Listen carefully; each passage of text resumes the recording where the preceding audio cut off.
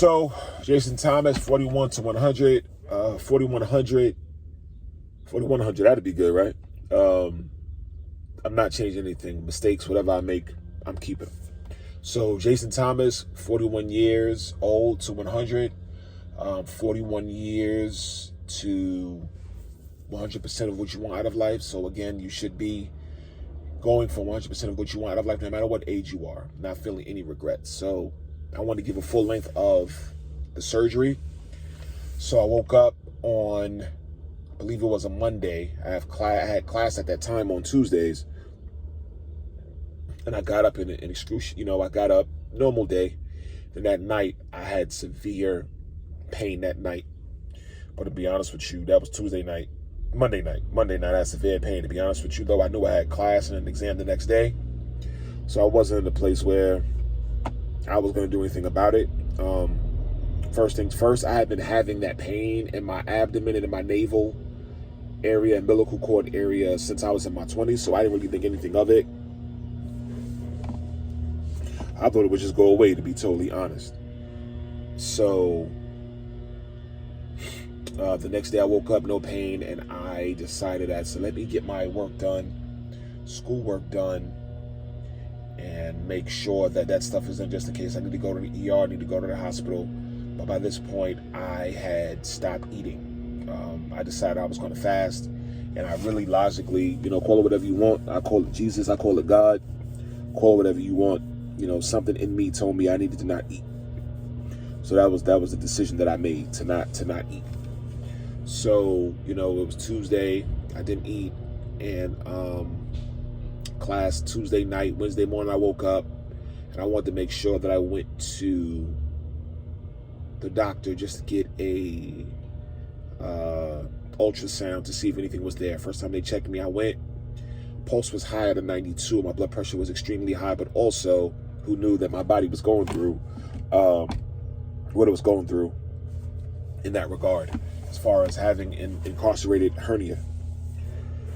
So the ultrasound found nothing, but with the ultrasound and the doctor or the technician poking my stomach with the probe that they use to wand your stomach when they're doing an ultrasound, I want to say that it exaggerated whatever issue I was having, which was the incarcerated hernia. By the time I got home and I got out of the car, I know I needed to go to the ER. So I called the doctor. They made a suggestion for White Plains Hospital. Again, shout out to White Plains Hospital, some of the best care I've ever had, some of the best care I've ever experienced at any hospital. White Plains Hospital in New York. If you have an emergency and you live in the North Bronx, or if you have an emergency and White Plains Hospital is 30 minutes, 20 minutes from your house, I want to say the White Plains Hospital is the best hospital in, New York City, in my opinion. But, we all have different experiences, but White Plains Hospital really, really was a blessing to my life and my family's life. So, I called the doctor. The doctor called.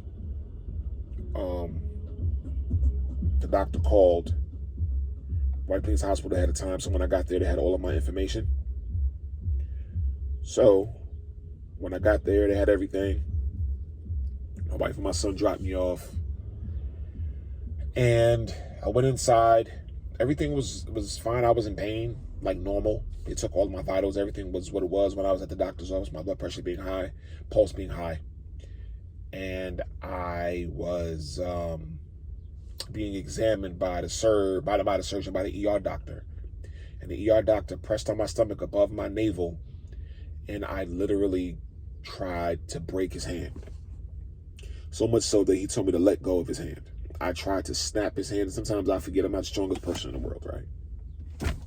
But, man on man, I tried to break his hand because that's how much it hurt when he pressed my stomach. So he said, yeah, you have a hernia. We're going to push it back in and let you go see the surgeon. But still being in pain, they wanted to make sure they did a CAT scan. Yes, CAT scan, not a CAT scan. MRI, sorry. So they did an MRI and come to find out that I had an incarcerated hernia. I needed to have surgery, emergency surgery that night. So, calling my wife, letting them know, genuinely in good spirits, all I really cared about was that my wife was okay, that my son was okay. I wasn't upset. I think what took my wife out was that they said they had to intubate me, and I think that intubation made her nervous. And I forgot to talk about that, but we'll talk about the recovery piece on that. So, you know, intubating me and making sure that I was okay. So, you know, made the decision to have surgery, made the decision to have the surgical mesh implanted. And I'm gonna get upstairs in a minute. I'm gonna finish this video though. So that was a decision made. The surgeon came in, talked to me, talked to my wife, had surgery, effortless, blessing. Thank God. About an hour and a half. When they did do the incision, they didn't have to do anything with my intestines because the intestines dropped back into my body without an issue. So literally, as soon as they did the incision, he didn't have to do anything with my abdomen. My intestines dropped down into my stomach by itself. So, with that being said, he did the surgery. They inserted the hernia mesh, and it was a successful surgery. I felt no pain until I woke up and had to try to go to the bathroom on my own. So up to that point, I had been going to the bathroom using a bottle, and then the nurse would come in and empty the bottle, and then I would pee again if I had to pee. You know, so that was that. The next day I woke up. Not the next day. I woke up, and from my nap, they came to check in. You have to use gas before you leave. So I farted, passed gas, whatever you want to call it, and then I was able to go home. They checked my vitals, and I didn't realize how much pain I really was in until, you know, like I told you in another video, I didn't realize how much pain I was in until I went home. And when I got home, I realized how much pain I really was in. And I think that was really the hardest part for me. I think I'll talk about the mental and the physical side. And I'll talk about the most important thing when it comes to this hernia surgery. Or I don't know if it's all hernia surgeries, but I'm going to tell you with the umbilical hernia surgery, I'll tell you what I would have done different and I wish I would have done sooner.